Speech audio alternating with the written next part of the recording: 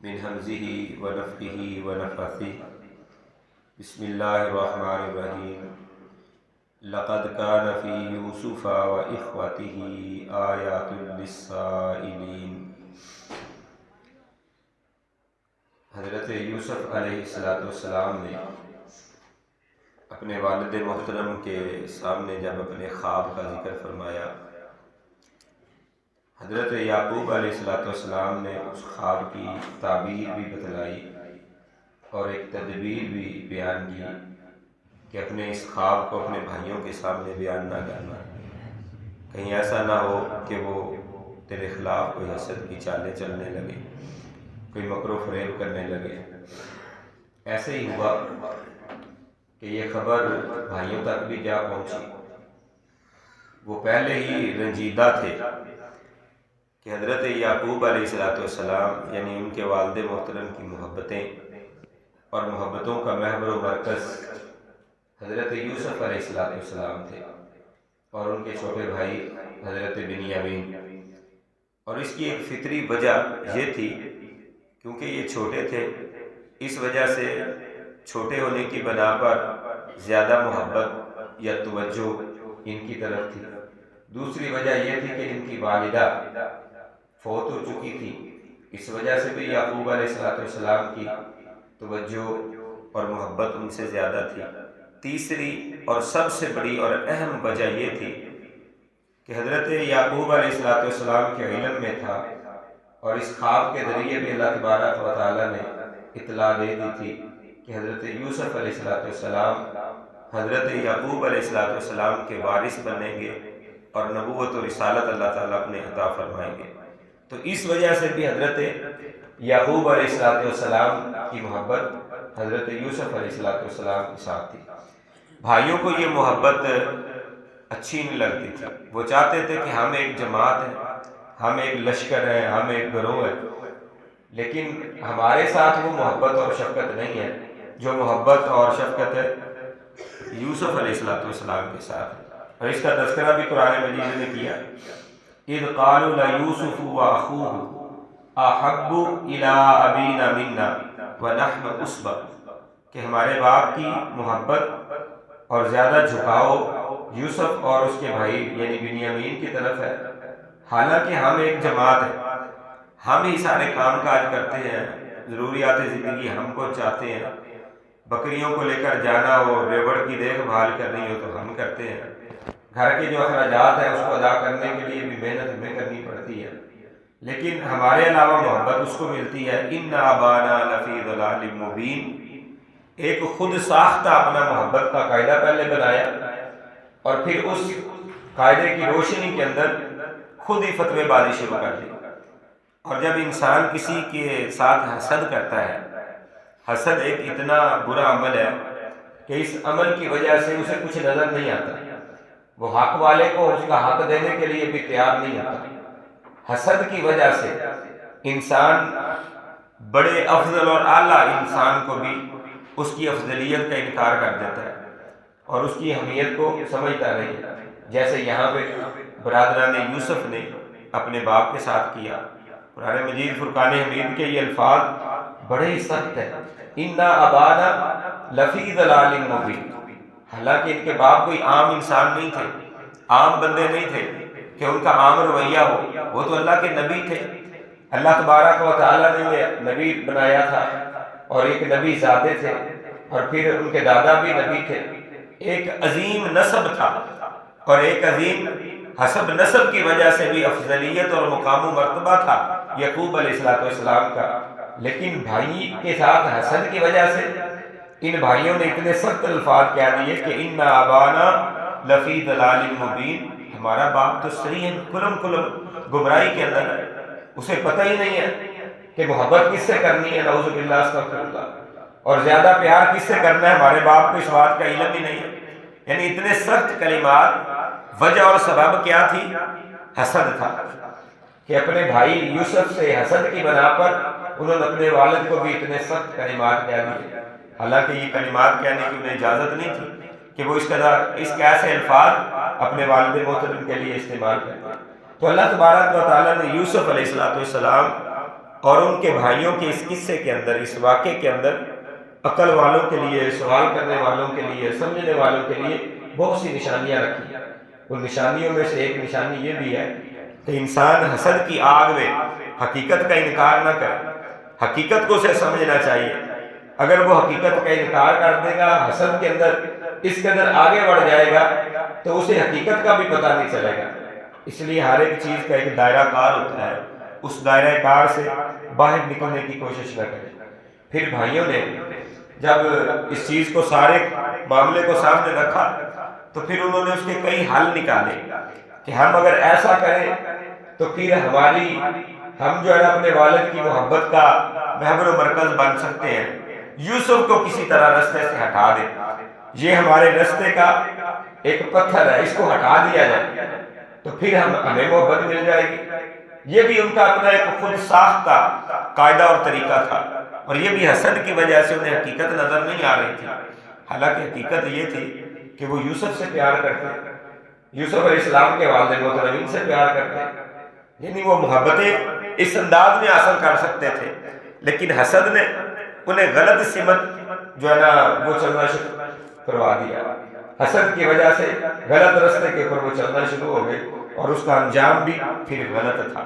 انہوں نے مشورہ کیا، اور مشورے کے بعد اپنے والد محترم کے پاس آئے اور کہنے لگے کہ آپ یوسف کو ہمارے ساتھ بھیجیں، ہم پکنک کے لیے، باہر کھیلنے کے لیے، کھیلنے کودنے کے لیے ہم جائیں گے، تو ساتھ یوسف کو بھی لے جائیں گے، اس کو بھی ذرا فریش ماحول کے اندر لے کر جائیں گے، یہ بھی کھیلے گا، کودے گا، دوڑے لگائے گا، اسے بھی سکون میسر آئے گا۔ کہا کہ نہیں، مجھے اندیشہ ہے، یہ چھوٹا ہے، تم کہیں دوڑ لگانا شروع کر دو اور ایک دوسرے سے آگے بڑھنے کے لیے سبقت لے جانے میں تم مصروف ہو جاؤ، اور یہ پیچھے سے کوئی بھیڑیا آئے اور آ کر اسے کھا جائے، تو پھر یہ یوسف کا معاملہ کیا ہوگا؟ لہذا میں اسے نہیں بھیجوں گا۔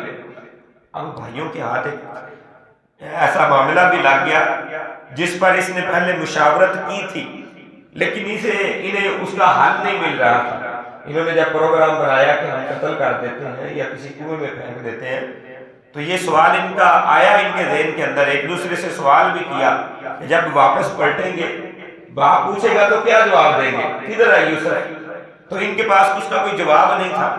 تو مشاورت میں یہ طے ہوا کہ پہلے یوسف کو قتل کرتے ہیں نا، اس کو رستے سے ہٹاتے ہیں، پھر دیکھیں گے اس کا جواب کیا دینا ہے۔ جواب نہیں تھا ان کے پاس، تو بس یعقوب علیہ السلام نے جو ایک اپنا اندیشہ ان کے سامنے رکھا، اس کی وجہ سے انہیں ایک جواب بھی مل گیا۔ کہنے لگے بس یہی بات ہے، ہم باپ کو یہی آ کر کہہ دیں گے کہ یوسف کو تو بھیڑیا کھا گیا۔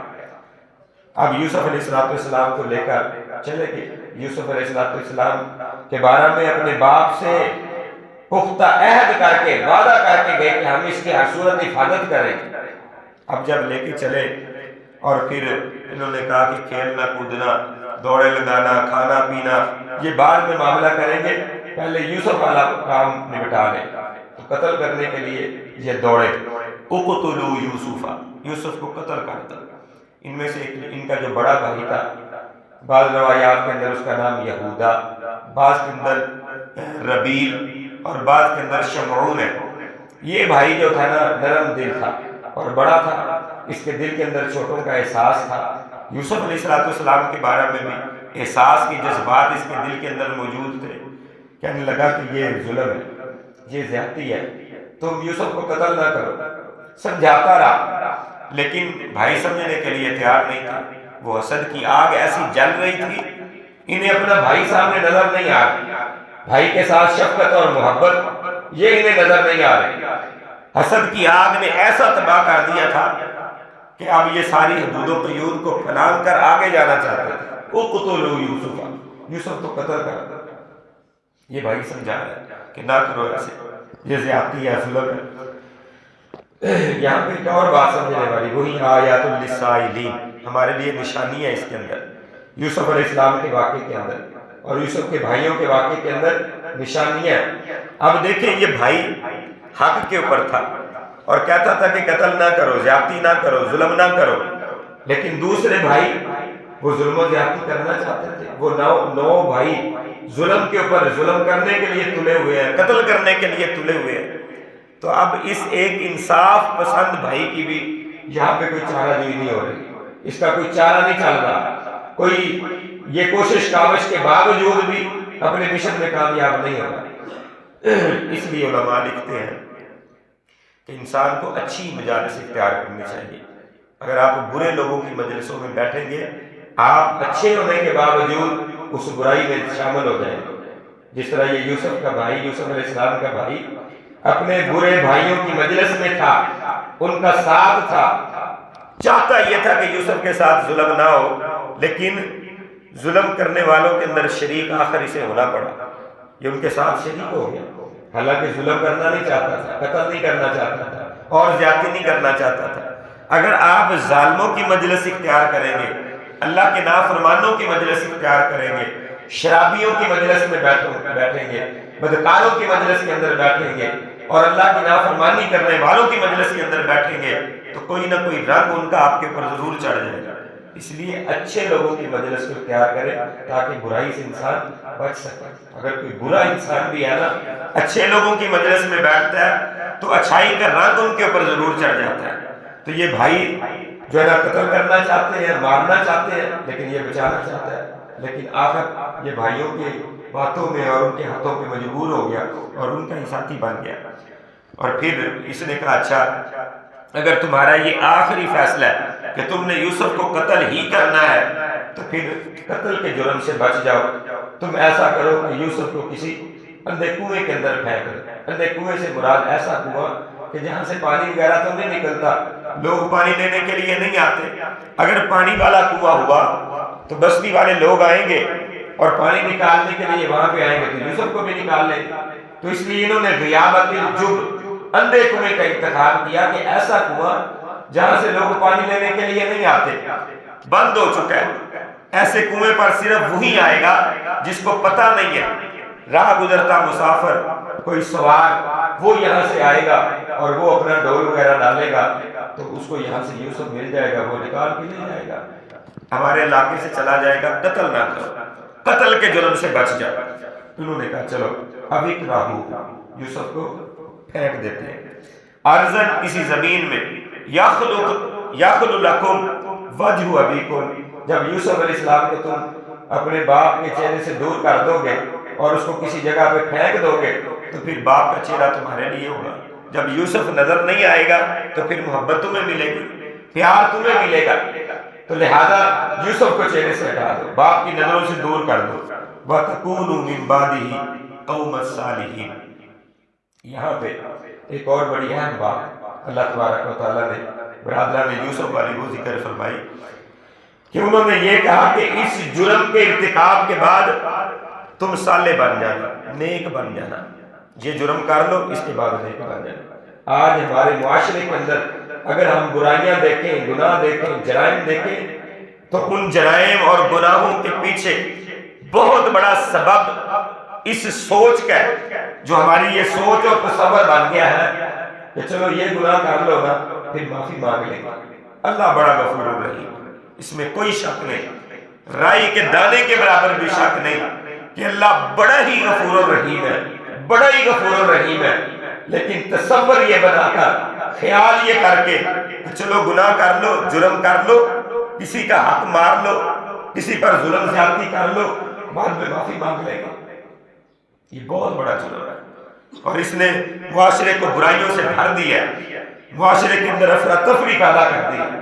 اس لیے ہمیں چاہیے اس سوچ اور خیال سے اپنے آپ کو باہر نکالیں۔ حضرت یوسف علیہ السلام کے بھائی اپنی طرف سے یہ خود ساختہ توبہ کا تصور بنایا، پھر گناہ کیا اور پھر کہتے ہیں کہ ہم نیک اور صالح بن جائیں گے۔ لیکن سوچیں اگر انسان ایسے جرم کرتا ہے تو اللہ تعالیٰ توبہ کی توفیق بھی چھین لیتا ہے، توبہ کی توفیق نہیں ملتی۔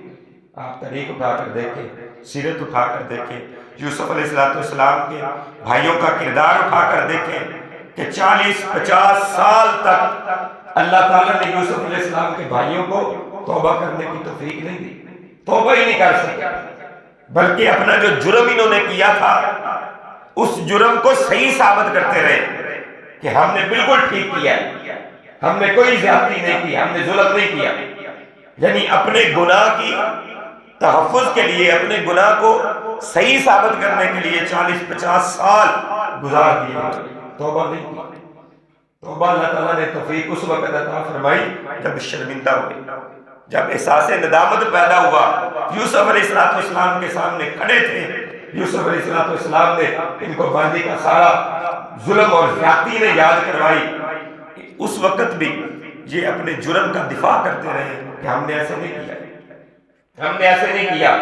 لیکن جب شواہد سامنے آئے کہ جس سے ہم گفتگو کر رہے ہیں وہی تو یوسف ہے، اب یوسف سے کیا ڈھکا چھپا جس پر ہم نے ظلم کیا، زیادتیاں کی، چہرے پر تھپڑ مارے، ٹھڈے مارے اور ہم نے اٹھا کر کنویں کے اندر پھینک دیا، وہ تو ہمارے سامنے کھڑا ہے۔ کس سے ہم کہیں کہ ہم نے یوسف پر ظلم نہیں کیا؟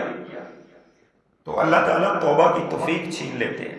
اس لیے اس نیت سے گناہ کرنا، اس نیت سے اللہ کی نافرمانی کرنا کہ چلو کوئی نہیں بعد میں توبہ کر لیں گے، یہ بہت بڑا ظلم ہے۔ یہ ظلم در ظلم ہے، نا انصافی در نا انصافی ہے۔ اس لیے اس سے اپنے آپ کو بچا کر رکھنا۔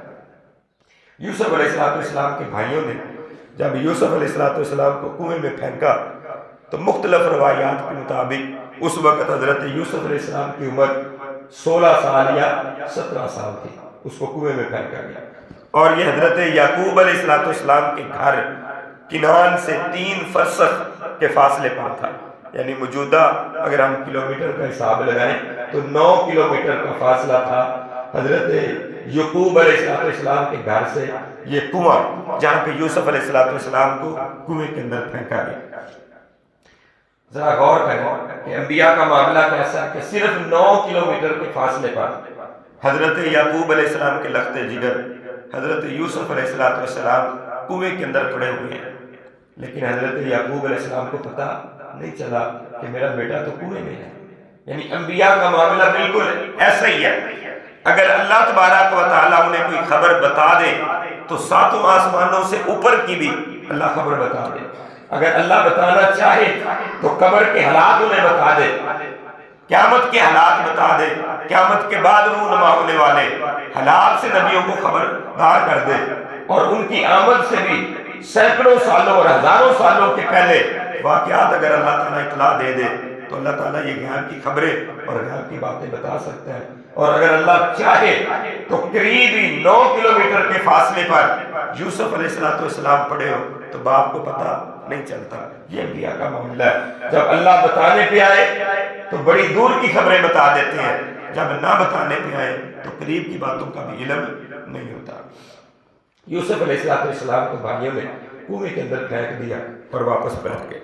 یہاں پہ اللہ تعالیٰ نے ایک اعزاز عطا کیا یوسف علیہ السلام کو، جو اعزاز صرف حضرت عیسیٰ علیہ السلام، حضرت یحییٰ علیہ السلام اور تیسرے حضرت یوسف علیہ السلام کو عطا کیا۔ باقی انبیاء کو یہ اعزاز نہیں ملا۔ وہ اعزاز تھا بچپن کے اندر نبوت اور رسالت کا ملا، اللہ کی وحی کا آنا۔ یہ اعزاز ان 3 انبیاء کو اللہ نے عطا فرمایا۔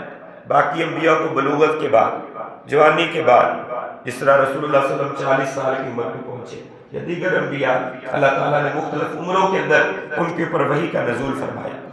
اب یوسف علیہ السلام پر ایک غم پہنچا تھا، تکلیف آئی تھی، اس کے عوض کے اندر اللہ نے انہیں یہ اعزاز عطا کیا۔ وہ اعزاز کیا تھا؟ وَأَوْحَيْنَا إِلَيْهِ لَتُنَبِّئَنَّهُمْ بِأَمْرِهِمْ هَٰذَا۔ اے یوسف، یہ اللہ کی وحی آ گئی۔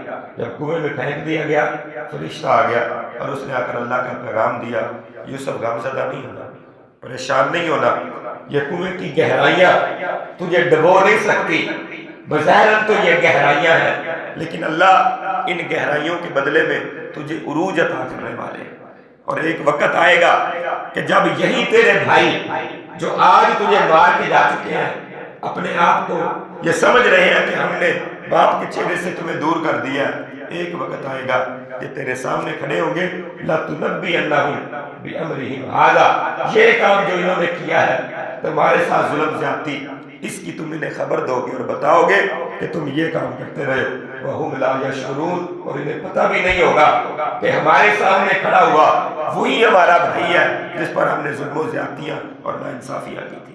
تو اللہ تبارک و تعالیٰ نے بچپن میں ہی یوسف علیہ السلام کو نبوت و رسالت عطا فرمائی۔